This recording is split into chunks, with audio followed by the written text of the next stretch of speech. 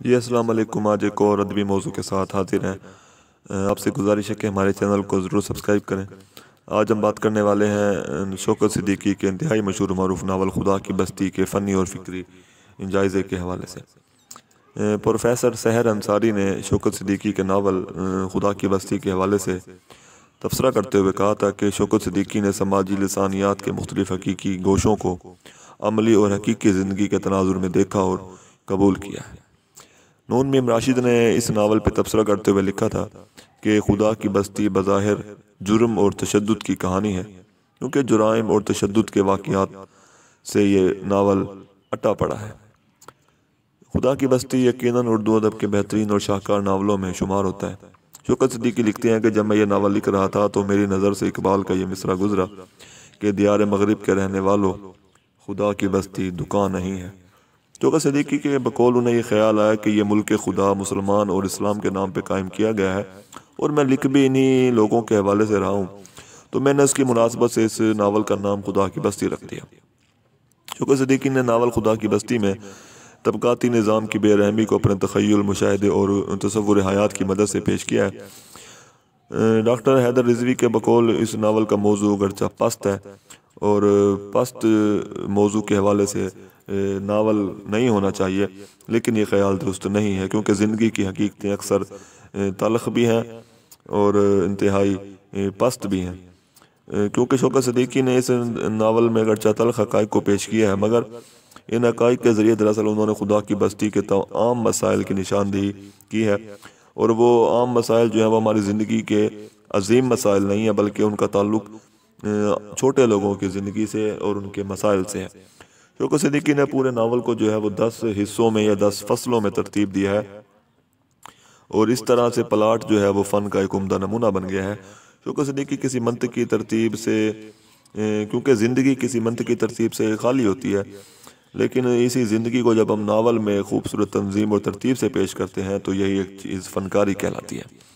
شوکت صدیقی نے اس فن کو خوب نبھایا ہے۔ کہانی کے پہلے جملے سے ہی قاری جو ہے وہ پڑھنے اس ناول کے سحر میں گرفتار ہو جاتا ہے، اور قاری ان کے کرداروں سے آغاز میں ہی مانوس ہو جاتا ہے اور ان سے دلچسپی لینے لگتا ہے۔ شوکت صدیقی نے اس ناول کو بالکل فطری اور روزمرہ گفتگو کے انداز میں پیش کیا ہے۔ ادبی زبان کا چٹخارا لینے والا قاری اس ناول کو پڑھ کے یقیناً مایوسی کا شکار ہو سکتا ہے، کیونکہ اس میں ہمیں ادبی حسن کی کمی نظر آتی ہے۔ شوکت صدیقی نے اس ناول کی تخلیق میں عام کرداروں اور جرائم پیشہ کرداروں کی روزمرہ گفتگو اور زبان کو پیش کیا ہے۔ ناول کے بیشتر کردار جو ہیں وہ نچلے طبقے سے تعلق رکھتے ہیں، اس لیے عوامی لب و لہجہ اور بے ساختہ عوامی زبان ہمیں پورے ناول میں نظر آتی ہے۔ ایک مخصوص طبقے کی روزمرہ گفتگو اور ان کے بعض مخصوص اصطلاحات کو پڑھ کے ہمیں حیرانی ہوتی ہے، اور شوکت صدیقی کے گہرے مشاہدے پہ ہمیں خاصی حیرانی ہوتی ہے کہ انہوں نے اس طبقے کی اتنی گہرائی سے اور مشاہدہ کیا ہے کہ پڑھنے والے کو لگتا ہے کہ شاید یہ مشاہدے سے زیادہ ان کے تجربے کا کمال ہے۔ مثال کے طور پہ جیب کتروں کی گفتگو ملاحظہ کیجیے۔ ایک جگہ پہ لکھتے ہیں کہ بس کل تو تم دونوں بڑے فروٹ گئے تھے، آج کیا ہوا؟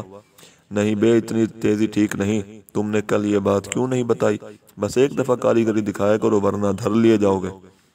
استاد تو وہی ہے، سالہ شہر بھر میں رہ گیا ہے، سالہ خواہ مخواہ فنٹی مارتا پھرتا ہے۔ شوکت صدیقی نے ناول میں جس قسم کی زبان استعمال کی ہے وہ کرداروں کی ضرورت کے عین مطابق ہے، کیونکہ ناول کے کردار اسی قسم کی زبان کی اور گفتگو کے تقاضا کرتے ہیں۔ شوکت صدیقی نے اگرچہ تلخ حقائق کی منظر کشی کی ہے، مگر پھر بھی ان کے اسلوب کی نمایاں خوبی ہمیں ان کا لب و لہجہ اور ان کا دھیما پن نظر آتا ہے۔ شوکت صدیقی کے ہاں میں مکالموں کا کثرت سے استعمال نظر آتا ہے، اور مصنف جو ہے وہ مکالمہ نگاری کے ذریعے ہی کرداروں کے جذبات اور احساسات کی عکاسی کرتے ہیں۔ شوکت صدیقی نے اپنے کرداروں سے جس قسم کے مکالمے کہلوائے ہیں وہ ان کی گہری نفسیاتی بصیرت اور مشاہدے کی عکاسی کرتے ہیں۔ انسان جب انسان سے مایوس ہو جائے کہ وہ جانوروں کو ہی اپنا لیتا ہے۔ مصنف ایک جگہ راجہ کے کردار کے بارے میں لکھتا ہے کہ یار انسانوں کا تو ساتھ چھوٹ گیا، اب جانوروں سے بھی دوستی نہ کروں۔ راجہ جب خودکشی کی کوشش کرتا ہے مگر نوشہ جو ہے وہ اسے بچا لیتا ہے، تو اس وقت کی گفتگو ملاحظہ کیجیے کہ یار تو نے ناحق روک لیا، مر جاتا تو اچھا تھا، میرے مرنے سے کسی کو دکھ نہ ہوتا، کوئی نہ روتا۔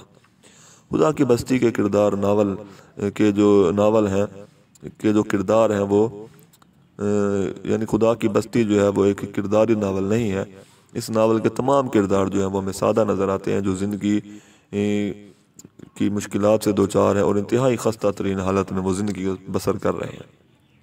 شوکت صدیقی نے کرداروں کے ذریعے سے مختلف طبقات کو پیش کیا ہے۔ راجہ، نوشہ، سلطانہ جو ہے وہ نچلے اور پسے ہوئے طبقے سے تعلق رکھتی ہیں۔ دوسرا طبقہ جو ہے وہ سلیمان اور احمد علی اور نیاز پہ مشتمل ہے، جو اوسط درجے سے تعلق رکھتے ہیں، اور دوسرے طبقے میں بھی ہمیں جہاں نیاز اور سلمان ہے وہاں ہمیں پروفیسر احمد علی جیسے مسیحا بھی نظر آتے ہیں۔ تیسرا طبقہ عمراء کا طبقہ ہے، جو جاگیردار نظام کی پیداوار ہے، اور اس طبقے کی نمائندگی نواب فرزند علی کر رہے ہیں۔ تمام کردار اتنے جاندار اور مکمل ہیں کہ ہم انہیں مدتوں فراموش نہیں کر سکتے۔ ناول کے کردار اگرچہ پسے ہوئے طبقے سے تعلق رکھتے ہیں مگر حقیقت کی عکاسی کرتے ہیں۔ شوکت صدیقی نے معاشرے کی تلخ پہلوؤں کی نشاندہی کی ہے۔ حسن و خیر، روشنی، اجالے کی لمبرداری کرنے والے بہت، لیکن ظلمت، تاریکی اور بدصورتی کو گلے لگانے والے چند ہی لوگ ہمیں ملتے ہیں۔ انسان دوستی اور طبقاتی شعور کے لحاظ سے شوکت صدیقی ہمیں پریم چند سے بھی آگے نظر آتے ہیں۔ خدا کی بستی آزادی اور تقسیم کے بعد لکھے جانے والا اہم ناول ہے۔ اس ناول میں قیام پاکستان کے بعد تشکیل پانے والے اس معاشرے کے تلخ حقائق کو پیش کیا گیا ہے اور پوری شدت سے بیان کیا گیا ہے۔ اس معاشرے کے بعض کردار جو ہیں وہ کیڑے مکوڑوں کی زندگی بسر کر رہے ہیں، جہاں تک کہ خودکشی پہ مجبور ہو جاتے ہیں۔ کوئی قتل کر کے جیل جا رہا ہوتا ہے اور کوئی خون تھوک رہا ہوتا ہے، کوئی خون تھوک رہا ہوتا ہے، کوئی کوڑی بن کے موت کا انتظار کر رہا ہوتا ہے اور کوئی رکشہ چلا رہا ہوتا ہے، کوئی ہجڑوں کے ساتھ کولے مٹکا رہا ہوتا ہے، اور یہی ایک خدا کی بستی ہے اور یہی اس کا موضوع ہے۔ شوکت صدیقی نے ناول میں زندگی اور اس کی تمام تلخ حقیقتوں کو مشاہدات اور تجربات کی روشنی میں پیش کیا۔ یہ ناول تقسیم کے بعد کے پاکستان اور معاشرے کی صحیح منظر کشی کرتا ہے۔ مصنف نے بے راہ روی کو چھپایا نہیں ہے بلکہ ظاہر کیا ہے، اور مصنف نے ایک خوبصورت خواب کی خوفناک تعبیر کی عکاسی کی ہے۔ شوکت صدیقی اپنے ناولوں میں اپنے نظریہ حیات کی بھرپور عکاسی کرتے ہیں۔ شوکت صدیقی کے نزدیک زندگی جو ہے وہ یاسیت سے اور مایوسی سے بھری ہوتی ہے، اس لیے ان کے ناولوں میں ہمیں المیہ نظر آتا ہے۔ شوکت صدیقی کا ناول خدا کی بستی کے اختتام پہ یاسیت یا مایوسی جو ہے وہ اپنے عروج پہ نظر آتی ہے۔ نوشہ جو ہے وہ 14 سال قید کی سزا پاتا ہے، جس سے قاری جو ہے وہ نوشہ کے اچھے مستقبل سے بالکل مایوس ہو جاتا ہے۔ شوکت صدیقی نوشہ کی زبان سے کہلواتے ہیں کہ اس زندگی سے تو موت بہتر تھی، وہ موت چاہتا تھا۔ ناول کی سب سے اہم اور نمایاں خوبی یہی ہے کہ اس کے خالق نے آغاز سے انجام تک قاری کی توجہ اور دلچسپی کو اس طرح گرفت میں لیے رکھا کہ ایک لمحے کے لیے بھی قاری فرار ہونے کا نہیں سوچ سکتا۔ وہ ناول کی فضا میں قید سا ہو جاتا ہے۔ ایسا بھی نہیں ہے کہ ناول جو ہے وہ طلسماتی یا رومانوی خواب کی دنیا ہو، بلکہ یہ تو زندگی کی ایک ایسی تعبیر ہے جو پوری شدت سے محسوس ہوتی ہے۔ معاشرے کی ناہمواریاں، گداگری، یتیم خانے کی خرابیاں، بیکاری، بلیک مارکیٹنگ، جیب کترے، تعلیمی مسائل، مذہب کی آڑ میں استحصال، میونسپلٹی کے مسائل، رشوت ستانی، امرت پرستی، غرض انہوں نے جو کچھ بھی ہمیں دکھایا ہے وہ سب کچھ ہمارے معاشرے میں موجود ہے۔ ہمیں معلوم ہوتا ہے کہ یہی ہمارا معاشرہ ہے اور زندگی ہے، مگر ہم اس سے آنکھیں چار نہیں کر سکتے۔ یہ اس فنکار کا ہی کمال ہے کہ اس نے اس ناول میں زندگی کو بے نقاب کیا ہے۔ شکریہ۔